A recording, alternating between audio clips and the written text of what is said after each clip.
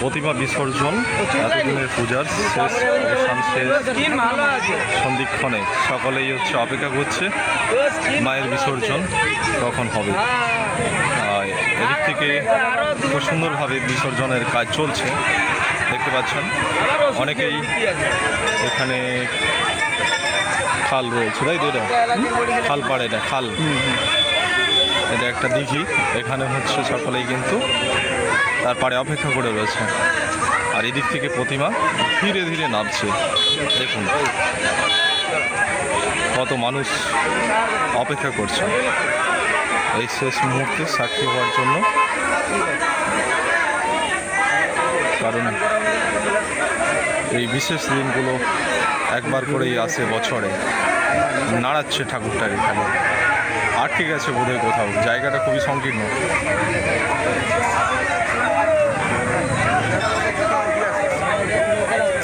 দেখুন দিকের মধ্যে রয়েছে, সামনে থেকে যাওয়াটা খুবই বিপজ্জনক কিন্তু, কারণ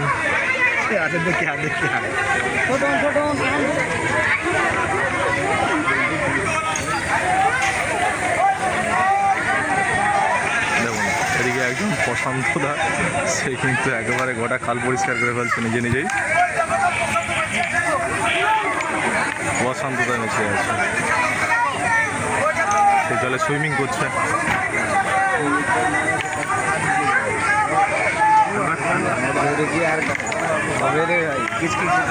ওরকম নয়, খুলে একবারে ওরা কি করবে, কি থাকবে এখানে থাকবে যতদিন থাকবে। এবার এক হচ্ছে বেঁধে দেখে বলে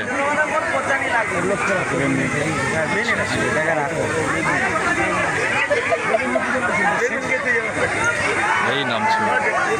এই সামনে লোক রয়েছে কিন্তু যখন তখন পরে বিপদ ঘটে যেতে পারে। তবে কিন্তু দড়িতে বেঁধে রেখেছে, সামনে থাকাটা আওয়াজ হচ্ছে।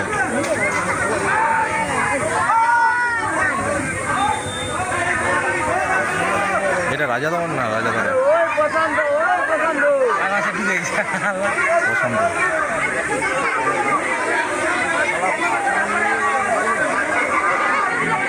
দেখুন কীভাবে প্রতিমা বিসর্জন হচ্ছে।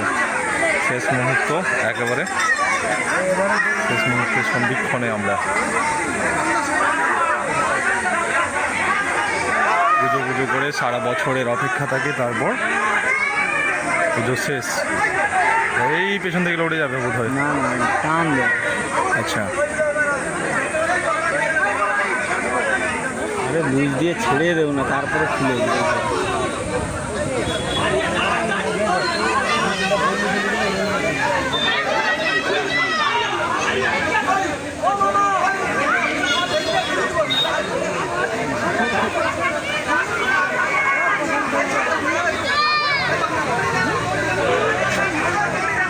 এই বিসর্জন হয়ে যাবে, কাঁধে পড়ে যাচ্ছে।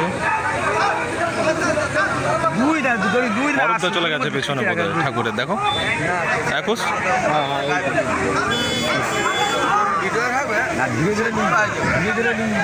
এই তো সুন্দরভাবে বিসর্জন হয়ে গেল।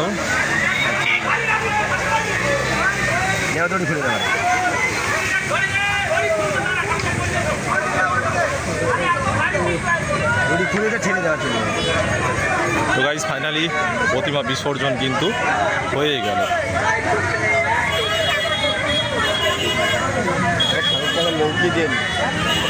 হ্যাঁ, আবার এই সময় আবার এক বছর পরে ধরে নাও পুষ।